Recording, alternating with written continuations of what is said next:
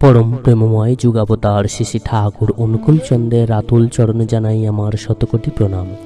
প্রত্যেক দাদা ও মায়েদের চরণে মায়েরা আনন্দিত জয়গুরু। আপনি যদি প্রচণ্ড গ্যাস অম্লে ভোগেন তাহলে শ্রী শ্রী ঠাকুর প্রদত্ত এই মহৌষধি আজই বাড়িতে বানিয়ে ফেলুন।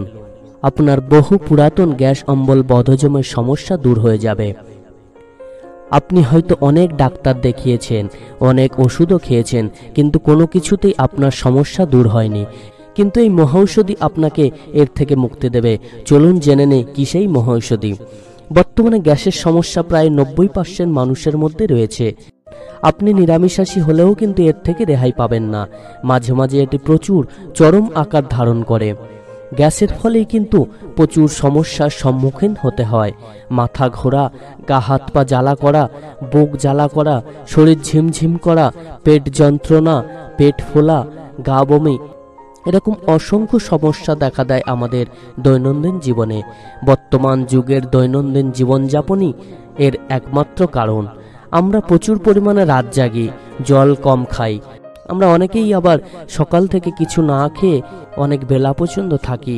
এই খালি পেটে থাকার কারণেও কিন্তু এই গ্যাস অম্ল হয়ে থাকে।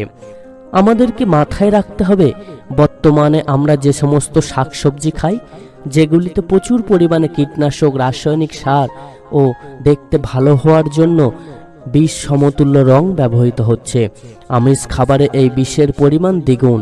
এছাড়া বর্তমান যুগের মানুষদের ফাস্টফুড খাবারের প্রতি প্রবণতা বাড়ার কারণে কিন্তু এই রোগ বেশি দেখা দিচ্ছে। এছাড়া প্রচুর তেল মশলাযুক্ত খাবার এর অপর একটি কারণ। দয়াল ঠাকুর আমাদেরকে সব কিছু থেকে বাঁচার জন্য বিধান দিয়েছেন। কিভাবে সুস্থভাবে বেঁচে থাকা যায়, কিভাবে দেহ সুস্থ থাকবে, সব কিছুরই তিনি বিধান দিয়েছেন। তাই তো তিনি যুগপুরুষোত্তম পরম দয়াল। গ্যাস অম্ল বদহজমের জন্য তিনি বিধান দিলেন, সর্বপ্রথম আমাদেরকে বেশি করে জলপান করতে হবে এবং প্রতিদিন নিয়মিত যোগ ব্যায়াম ও বেশি করে নাম ধ্যান করতে হবে। নাম ধ্যানের মধ্য দিয়ে শরীরের অনেক কোষ অ্যাক্টিভ হয় এবং তার ফলে শরীরের ইমিউনিটি পাওয়ার কিন্তু বেড়ে যায় এবং কোনো রোগ আপনাকে সহজে কাবু করতে পারবে না। এবং আমরা যদি প্রত্যেক শাকসবজিকে ভালো করে ভিনিগার ওয়াটার বা পটাশিয়াম পারম্যাঙ্গানেট দ্রবণে 2 মিনিট ডুবিয়ে ঠান্ডা জল দিয়ে ভালো করে ধুয়ে তারপর সেটি রান্না করি, তাহলেও কিন্তু 85% কেমিক্যাল কিন্তু এর ফলে দূর হয় এবং এটির কারণেও কিন্তু আমাদের পেটের সমস্যা বা গ্যাস অম্ল বদহজমের সমস্যা অনেকটাই দূর হবে। শ্রী শ্রী ঠাকুর মাঝে মাঝে আমাদেরকে রাতে উপবাস করার কথা বললেন। এর ফলে আমাদের পাকস্থলী লিভার রেস্ট পায় ও শক্তিশালী হয়ে ওঠে। এবং তিনি যে মহৌষধির কথা বলেছেন সেটি প্রতিদিন সকালে খালি পেটে এবং রাতে খাবারের পর খাবার কথা তিনি বললেন। এটি 1 মাস খেয়ে দেখবেন আপনার বহু পুরাতন গ্যাস অম্ল দূর হয়ে যাবে। তো চলুন মহৌষধিটি কি সেটি জেনে নিই।